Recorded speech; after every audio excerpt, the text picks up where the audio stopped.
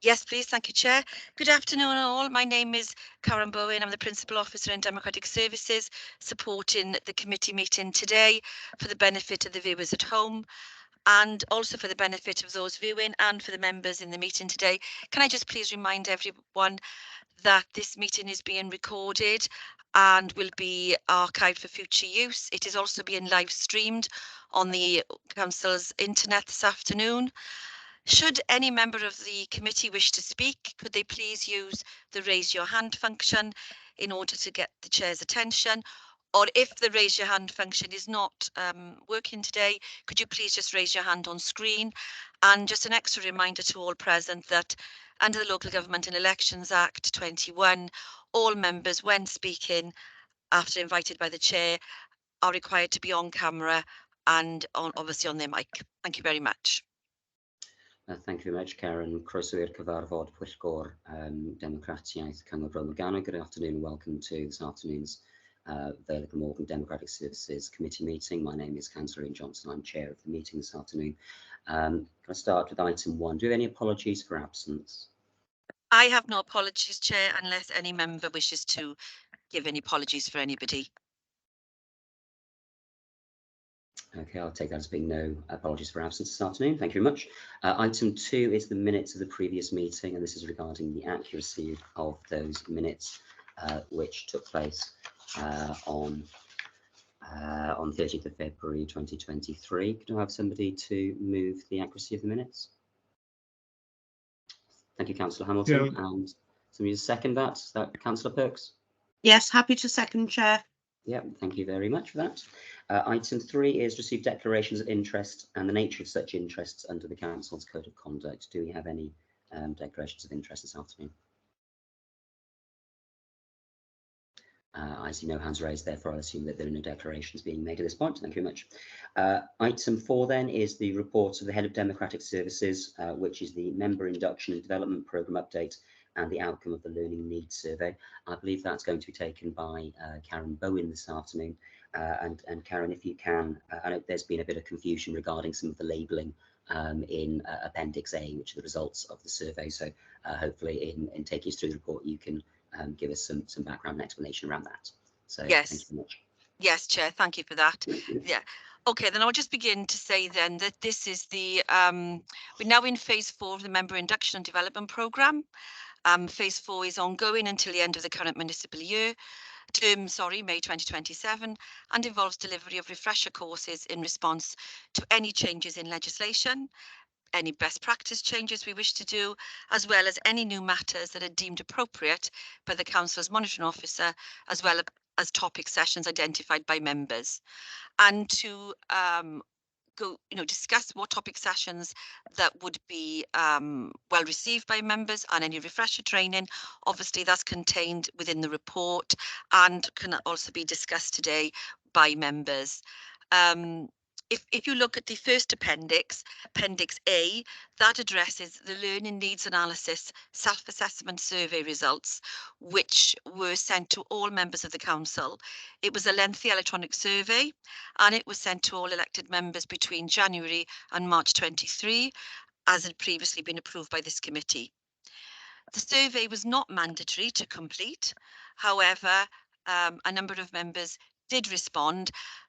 Not initially. Initially, there was only 30%, but this was increased to 59% following prompts by Democratic Services and following discussions with the chair of this committee.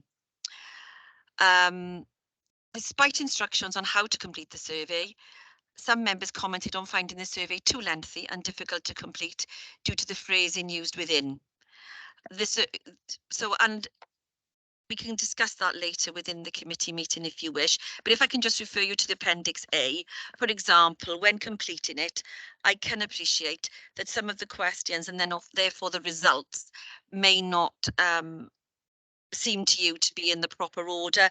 For example, if you look at question 2, the first item on the appendix, it talks about whether you understand the extent and limits of a councillor's individual responsibilities, and we've got 12 saying yes and 20 saying no. What that really means. And I think what I'll do is I'll attach the actual survey to the minutes so that when the public are reading the minutes and the reports, they can actually understand, because I think the question really relates to the fact that basically 20 members were fine, they had no issues, but there were not 12 who actually said they had a couple of issues, and so therefore tick the box as yes to what further preferred method of learning they would require. So it's when you have the survey next to the results, I think you'll appreciate the way the responses have been formed, but it is slightly difficult to understand when you're reading the actual results cold. You have to sort of try to work it out in your mind regarding how the responses have come back. So with regard to the survey, over the 17 categories of learning, members were requested to indicate if they required further support for the number of statements that related to the skills and knowledge of an elected member. Each of the 41 statements attached to Appendix A had at least 6 members answering yes. Therefore, there were no statements that 100% of respondents felt they did not need further support on.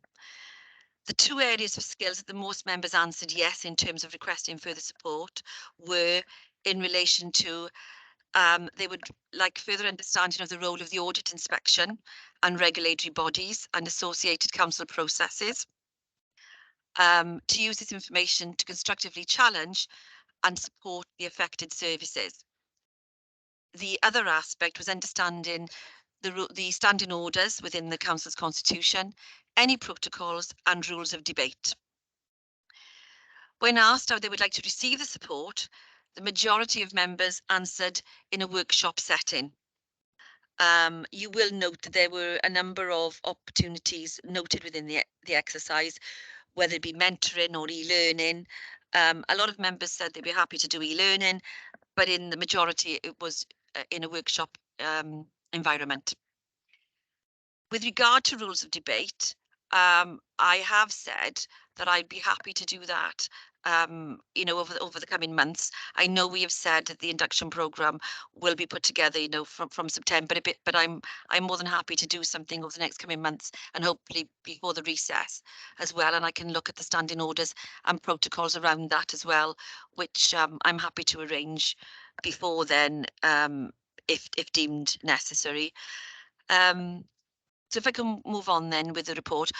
Over the 41 different statements of skills and knowledge, the preferred method, as I said, was via workshops, with the remaining 4 methods in the following order of popularity: e-learning, as I mentioned earlier, coaching, self-study and mentoring.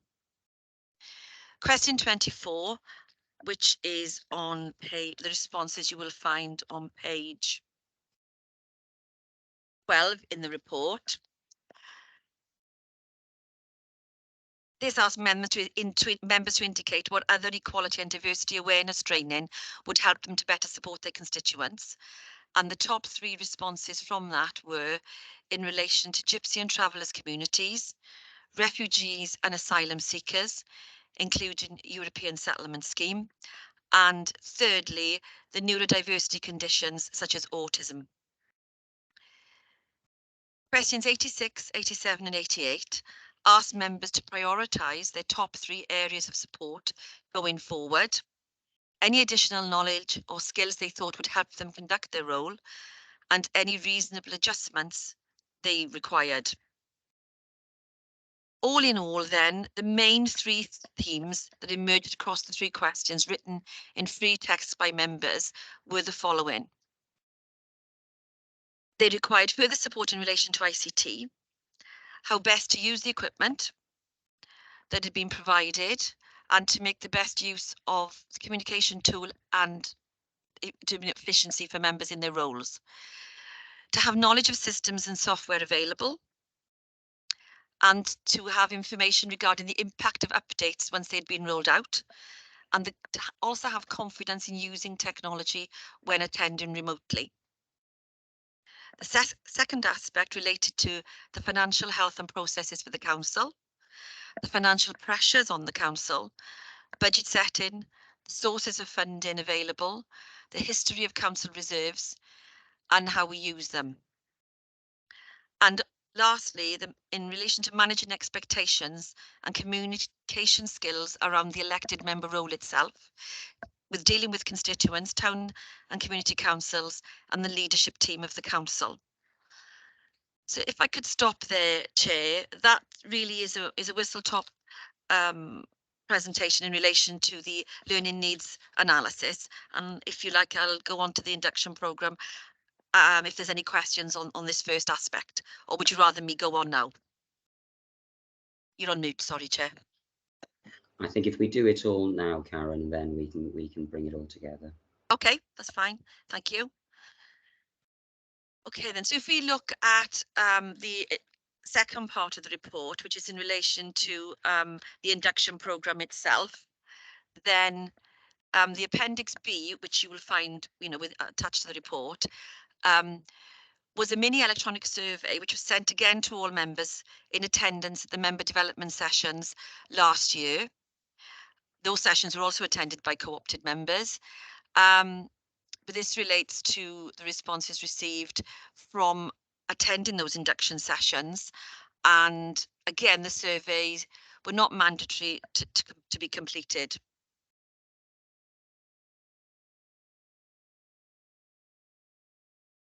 If we refer to point 2.16, paragraph 2.16 within the report, that provides the response, in a bit more detail for you of what was received. And if I can go through the ABCDs in that section and highlight the areas that were pinpointed by members. The majority stated that the information provided during sessions was relevant and informative, but some of the sessions were seen to be far too long. 1.5 hours, it was said should be the maximum. And this should include ample time for members to discuss points raised during the session with the facilitators, either during or after the formal session content had been delivered. It was also highlighted that careful consideration should be given to the time and date for when sessions are held. Members appreciated that the sessions were scenario-based and practical examples were given, which were encouraged by members, and I know that most members appreciated those practical examples. They also stated that a seminar presentation style was not always the best approach, especially with the drier subjects, that were being presented. Sessions that use visual presentations and actively encouraged honest conversation and debate were the most engaging. It was also noted that care should be given to the acronyms used during sessions and materials provided after the session. And I think bearing in mind that the majority of members last year were new members, that is certainly something to take on board. And it was certainly something that we did discuss with officers when presenting their reports for the very first time, after the election last year, to make sure that the acronyms were either contained within the report or were presented at the meeting. As item C states within the paragraph 2.16, refresher training should be provided automatically, especially when there are changes to legislation that impact on decision making. And no doubt through the year, members will have noticed that there's been a number of updated sessions, in particular with planning legislation, etc., or providing overviews for members and briefings that have been undertaken since that induction programme was presented back last May and June. Another comment related to the fact it would be helpful to tailor the question within the post-session survey to ask if anything could be improved specifically for that particular training session. An officer flowchart was provided to members in the very early days following the election that demonstrated who officers are, the operational hierarchy, and an idea of individual duties. And last week within my Democratic Services team, we have been made aware that the MemberNet information available on MemberNet for members could also be updated, and we're in the process of doing that as well to provide more details. As members will know, within the last 12 months, a number of officers may have left the council, so that is being updated now to provide you with more up-to-date details of officers and their duties. Practical suggestions for the future. It was suggested that elected members would be useful to visit the Contact One Vale Centre. This was done in previous following previous inductions, and obviously this has been seen to be another advantage. So that was a suggestion. To practice mock committee meetings. I think that's probably a very good suggestion as well, prior to the first formal meeting of a committee. And no doubt we'll take these on board when we do the induction programme for 2027 election. And if members still are keen on looking at those sort of aspects as well, we can certainly consider doing that if members felt the need for that. Ongoing IC training on Microsoft 365 software and programs, including using basics, and advice on how to best contact officers using the technology available.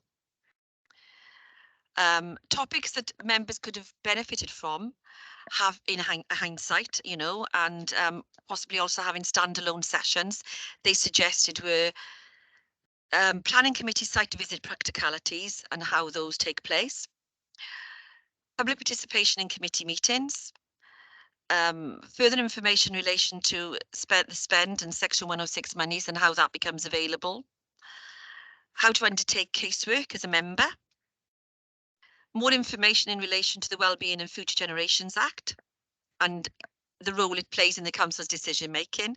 I'm sure by now members would have noticed that all the council's reports contain references to the Wellbeing and Future Generations Act and how the report impacts on those. But this was a further suggestion that was made following the survey. Poverty awareness and ways to increase local procurement of goods and services, and when and how to complete an equality impacts assessment. So following, you know, the feedback, all the findings will be used to inform the ongoing member development programme and requirements until May 2027. And we'll also complement the separate personal development reviews that will be offered to all members by the Head of Democratic Services during June and July 2023.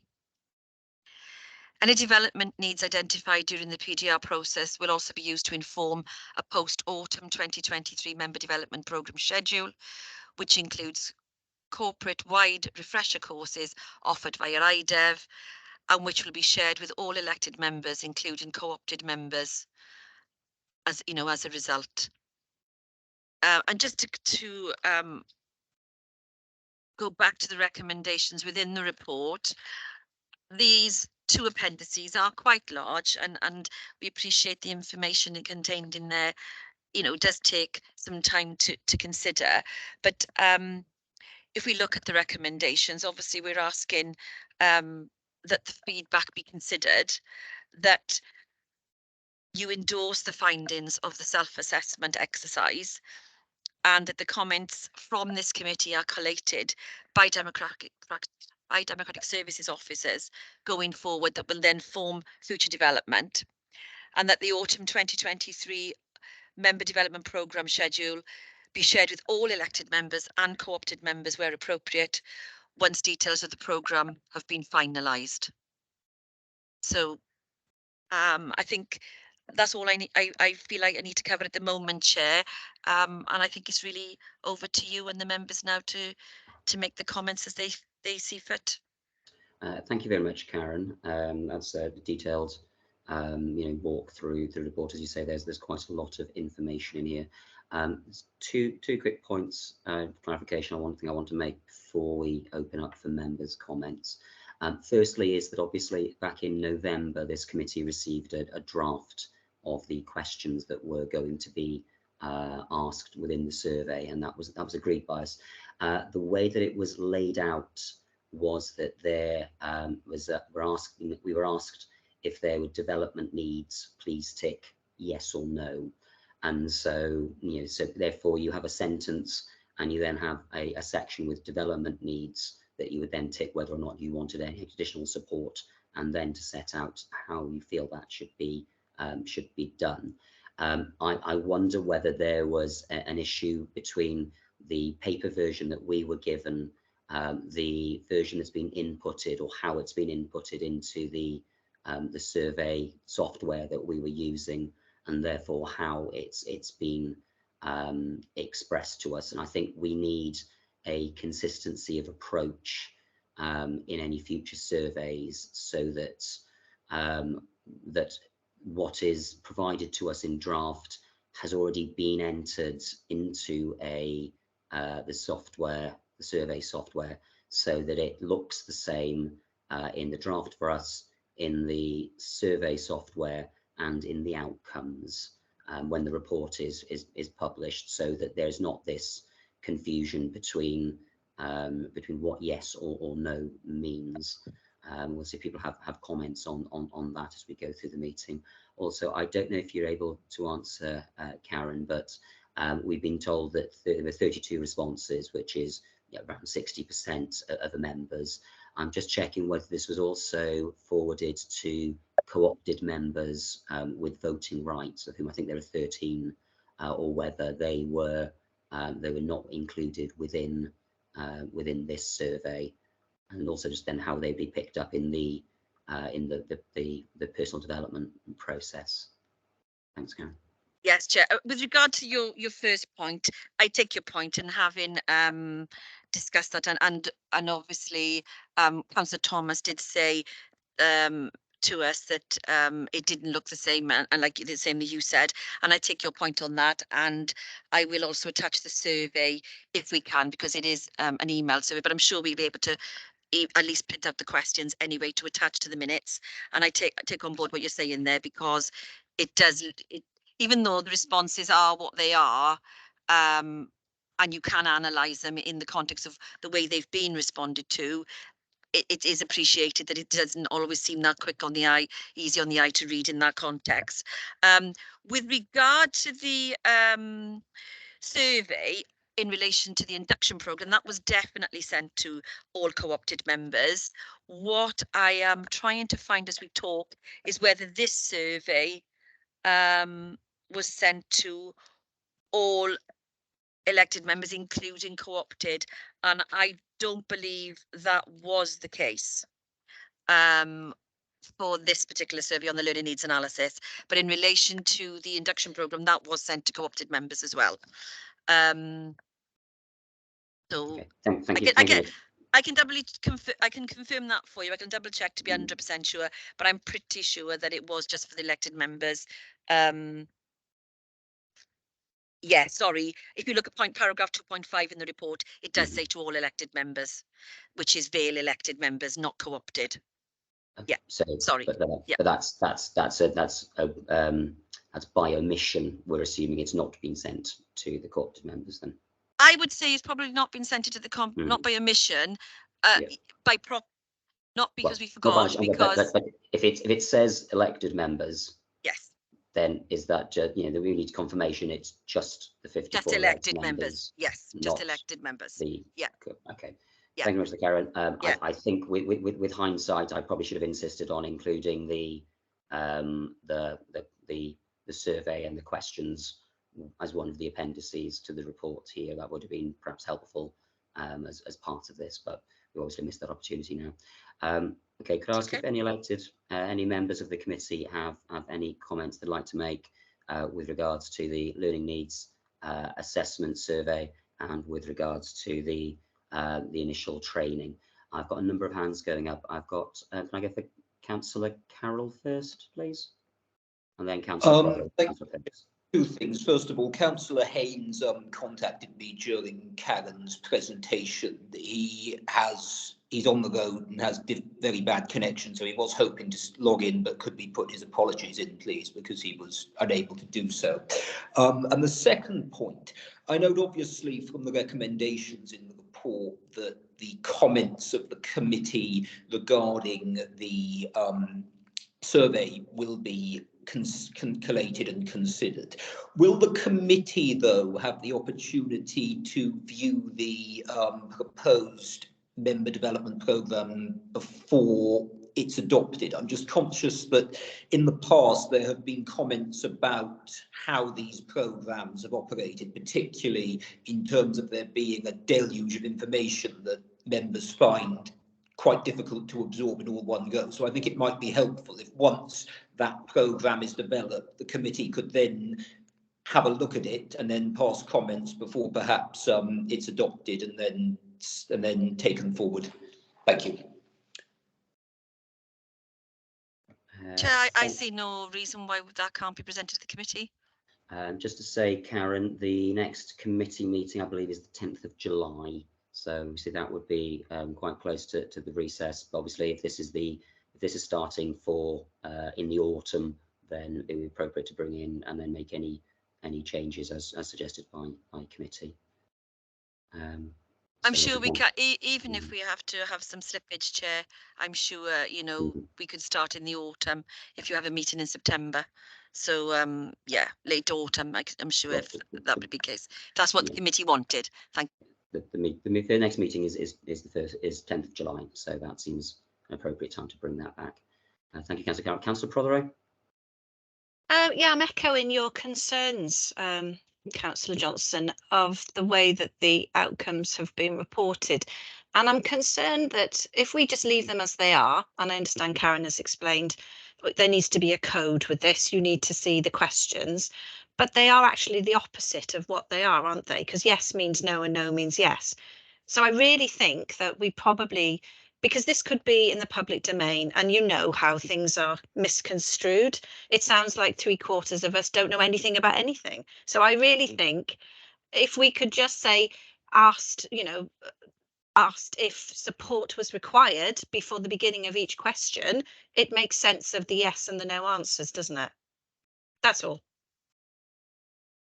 Yeah, I mean, I very much agree with that. Obviously, like all papers, this is part one, so this is in the public domain, so it is out there, and it's there is that concern that if you skim read, then you've misunderstood sort of what has been actually said by members. Yeah. At the same time, it's also clear, I think, from the comments that there is I don't know whether they're the same councillors, but there is obviously a substantial proportion who are saying, and it's good that they're saying that they need more support and are looking to have that support provided. But it therefore becomes a bit of a double-edged sword, I think, Councillor Prothero, doesn't it? Because if everybody says they don't need any help, that's great. But if people do need help, then they need to be able to say that and to receive the support. So I think it's quite informative that whether people have understood correctly or not correctly what's been put in front of them, there's still a requirement for support provided on every issue that's been raised. And I think it's actually helpful for Democratic Services to be able to consider the fact that despite a very intensive induction process for the first 7 months, actually a lot of councillors are saying, look, we need more help on this, we need more support on this. So was the suggestion, Councillor Prothero, that this is perhaps brought back in a slightly reformatted manner as well? Was that? I just think you need each question to say we were asked for if support was required. It's just those couple of words at the beginning of each sentence, isn't it? And then when you see the yeses and the nos, you understand that the majority in most questions are answering yes, whether they need the support or they don't need the support. That's the bit that's missing. Yeah. At least that's how I'm reading it. Yeah. That's my reading of it as well. I think that Karen will include this within the minutes, certainly. Yes. I wonder whether it is worth restating the Appendix A to explain this better. I don't know whether that's appropriate for inclusion within the minutes as a sort of a restated appendix, or to be added to the agenda, perhaps. Maybe that's something that if committee wants to make a recommendation on that, then maybe Democratic Services can consider the best way of rephrasing this so that it reads better. I can certainly look to attach the appendix to the minutes. And we can certainly say in the minutes, that at the top of the minutes that the appendix can be found at the back, which will relate to the report. So I think that's a good idea actually of putting it together. Okay. We'll maybe consider that later on. So thank you, Councillor Prothero. Councillor Perks. Thank you, Chair. Thank you. Mine is more on to do with the forward work programme for the future training that we have, and the desire for there to be workshops and then e-learning second.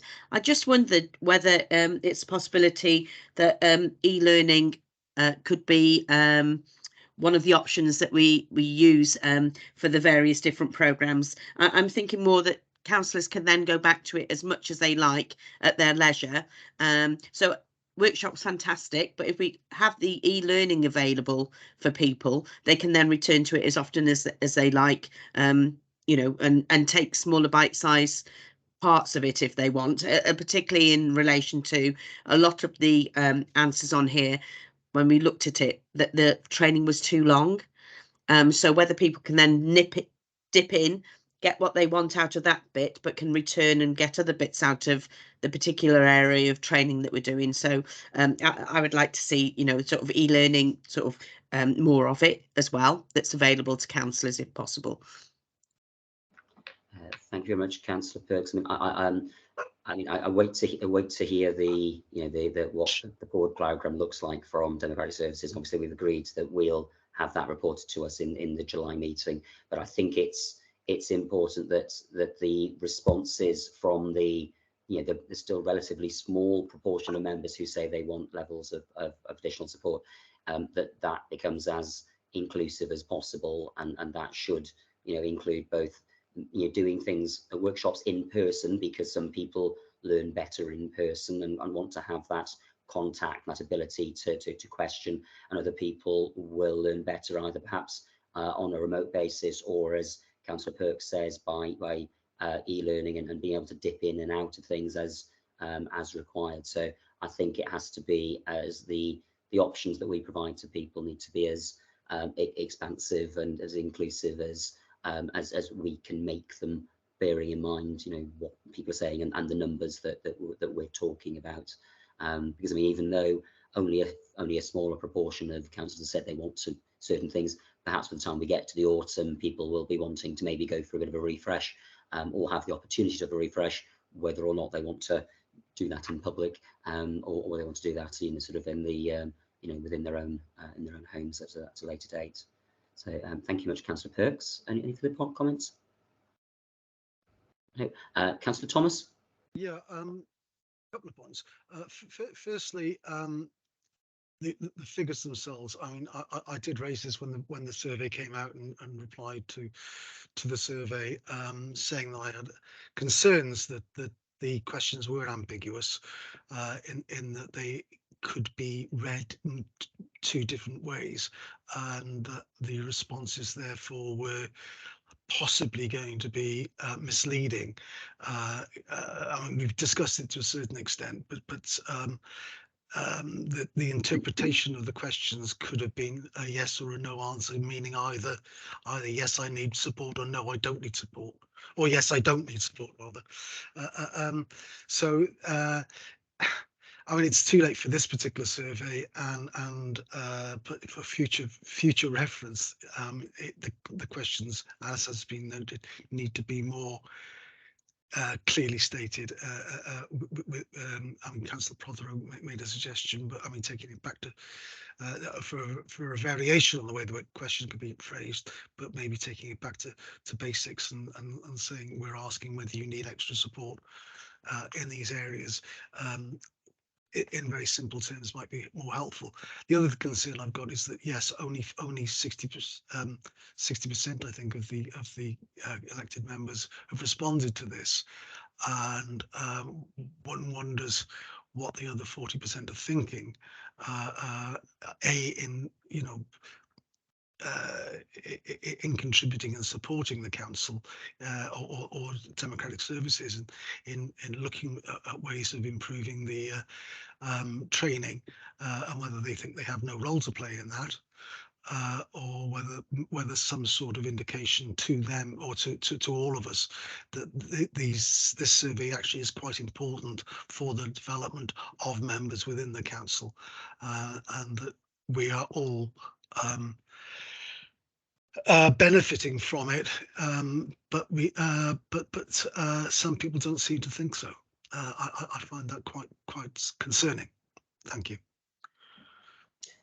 Thank you very much, Councillor Thomas. I think we know from all of the surveys that widespread contributions, can be a challenge. The timing survey that was sent out in the autumn, I think, had a return rate of just over 40%. So under those circumstances, the 60% return here is an improvement, although it's a shame. Obviously, that's still 40% of members who've made the choice not to participate.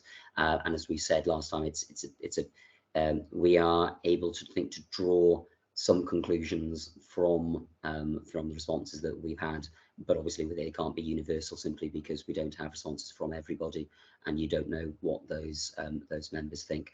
I'll return to, I think, to the comment I made initially, that there's the problem with this survey was that for me is that the draft version that was prepared for us on paper was not the same, I don't feel, as the survey software, and ensuring that level of consistency between anything that we see in draft, the survey that actually goes out to people, and the explanation of that, I think, is the core point here.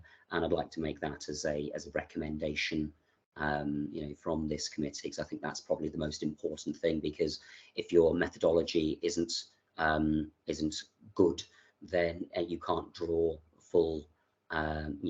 findings from it. So that I would make as a recommendation from this committee, if the committee are happy to support that. Councillor Hanks, would you like to make a comment, or is that a I was just going to second that recommendation for you. It's a good idea. Thank you. So thank you very much for that, Councillor Hanks. So I think that's the most important thing. It's important that to recognise that this learning development is going to go alongside the personal development reviews that will be undertaken with councillors during the summer term. And I think that the way that those weave together will be hopefully very helpful, because that will help Democratic Services team with better understanding individual and wider needs for which areas require particular prioritisation, because those will come out of the individual PDRs, and hopefully all members of the council and co-opted members will participate in that. Will allow the Democratic Services team to understand where there are gaps in people's knowledge, or where people feel there are gaps in their knowledge, and how those can be resolved. Karen, would you like to come in on anything there? Yes, Chair, just to come back on some of the points there, because within the appendix, you will see that there are some comments that have been made, responses, which have obviously they've been anonymously made, but the comments there, we can take a lot of learning from those comments that have been made in writing. So it does elaborate more in the document, other than just the yes or no in the first couple of pages. So we can take a lot of the comments from there and feed them into the programme as well. Just going back to Councillor Perks's comment in relation to e-learning, yes, going forward, we can use all tools available.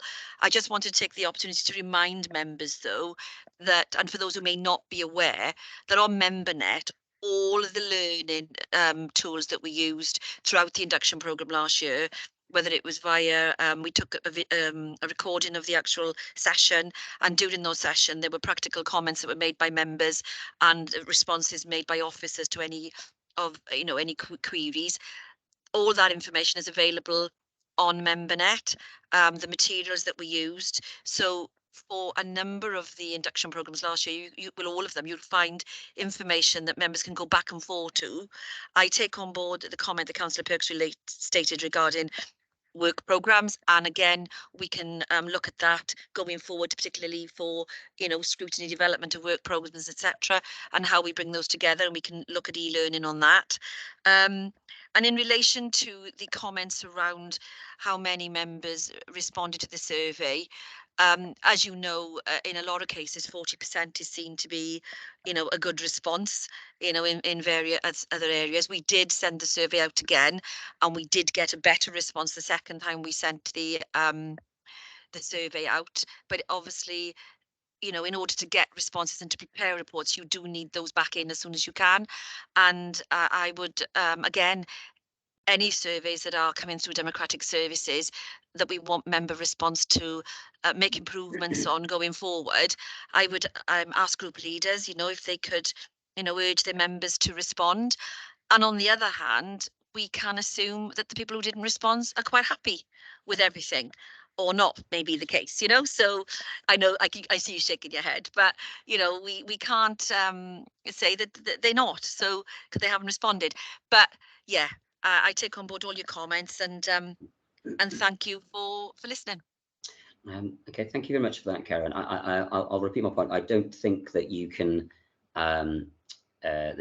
take into consideration the thoughts of people who have not responded to a consultation, whether good or bad, for whatever reason they have chosen not to respond. And we can only work with the data that we have. Now, that data is around 60% of councillors who have responded to the Learning and Development Needs Analysis survey, which I think is a fairly good, and that allows Democratic Services to shape the programme based on the responses that have been given. On the flip side, there's a far smaller response to the induction survey surveys that took place. I think that's only around 15%. But again, it's about the quality, but whether quantitative or qualitative, but the quality of those responses and what we are able to do with them, because people have made a choice to respond or not to respond. I'll be perfectly honest, on occasion I've chosen not to respond, on the basis that I don't think that my comments would be particularly helpful on some of the occasions where I found them to be quite poor in terms of what was being provided to us. But I think that there's a lot of material that's here within 2.16 that allows Democratic Services to work with that, not least, obviously, a repetition of the decision made in the last meeting by this committee to cap training sessions to 2 hours, because we don't want them, because that's too long for people to really be taking information. Don't want to go back over some of those things, but that's there. If there are no further comments from members, Councillor Thomas? Yeah, I just want to take issue with something you just said, Chair. Sorry. You're saying that you didn't respond because there were certain to some surveys because that you were critical of them. Constructive criticism is actually the way to improve, and I'd urge you and any others who do have criticisms to actually respond, because those constructive criticisms are possibly more helpful than people those of us who are just saying, yeah, we're happy with it, and yeah, carry on. And thoughtful constructive criticism I would encourage. How's that? I fully accept your point, Councillor Thomas. And once the council is able to meet in public in person again, I'm sure I'll be making those to you in person as well. Councillor Prothero.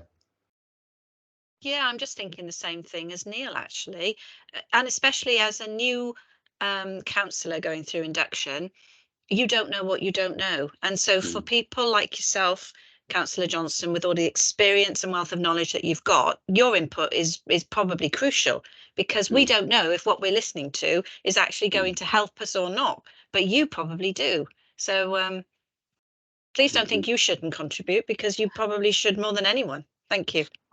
Thank you, Councillor Prothero. Thank you for the kind words. I mean, I've had several of these conversations, as you can imagine, with Democratic Services around the purpose and the way in which some of those sessions were held, which I found to be not particularly useful. But also, I think I struggled, to be perfectly honest, with providing constructive criticism on some of these things, which I think maybe should have had a bit of a thought process about how they would have been delivered online. in an online only situation, which I think is quite challenging. And I don't know whether it's something that will be repeated in a couple of years' time when this is next to be done. Councillor Hanks. Thank you, Chair. I was just wanting a little bit of information. Elected members will shortly be invited to a personal development review. What sort of format does that take? I haven't done one of those. I just wondered if there was any information, or are we moving on to that? Am I jumping the gun on this?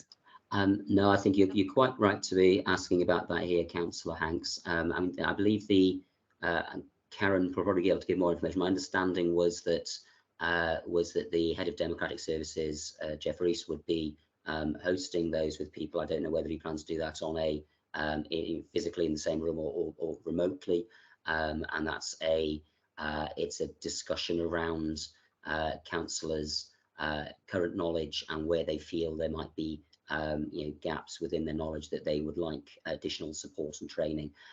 So it's in some respects, and I'm basing on my previous experience of holding these as a group leader.